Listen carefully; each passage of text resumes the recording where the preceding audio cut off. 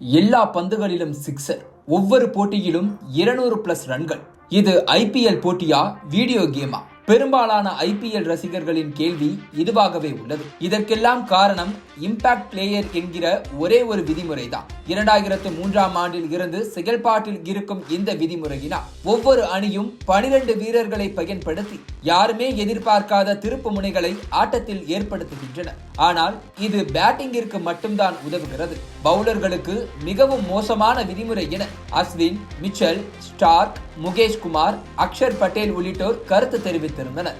ஏனென்றால் ஒரு அணியில் 9 வீரர்கள் வரை பேட்டிங் செய்வார்கள் என்பதால் டாப் ஆர்டரில் இருக்கும் பேட்ஸ்மேன்கள் எவ்வித தயக்கமும் இல்லாமல் சிக்சர்களுக்கு செல்கின்றனர். 20 ஓவர்கள் கொண்ட போட்டியில் 9 பேட்ஸ்மேன்களின் விக்கெட்டை எடுப்பது பவுலர்களுக்கு பெரும் சவாலாக உள்ளது. குறிப்பாக சொல்ல வேண்டும் என்றால் இந்திய கேப்டன் ரோஹித் சர்மாவே இதற்கு எதிர்ப்பு தெரிவித்திருந்தார். கிரிக்கெட் என்பது 11 பேர் மட்டுமே ஆடக்கூடிய விளையாட்டு, 12 வீரர்களுக்கானது கிடையாது.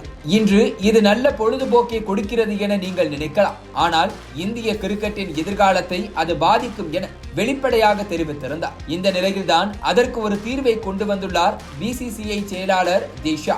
இதை பற்றி பேசியுள்ள அவர், இம்பாக்ட் பிளேயர் விதிமுறை பரிசோதனை அடிப்படையிலேயே கொண்டு வரப்பட்டுள்ளது.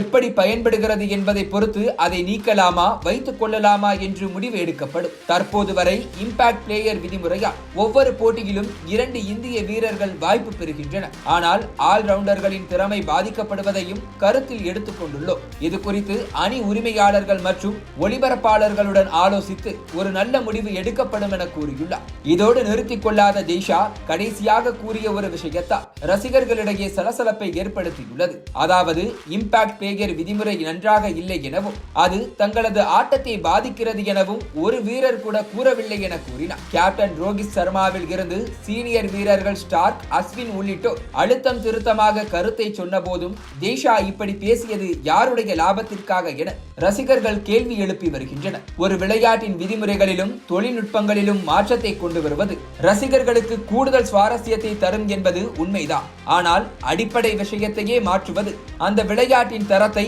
மொத்தமாக அழித்துவிடும் என்பதுதான் வல்லுநர்களின் கருத்து. விரைவில் அந்த விதிமுறை மாற்றப்பட வேண்டும் என்பதுதான் ரசிகர்களின் எதிர்பார்ப்பாகவும் உள்ளது.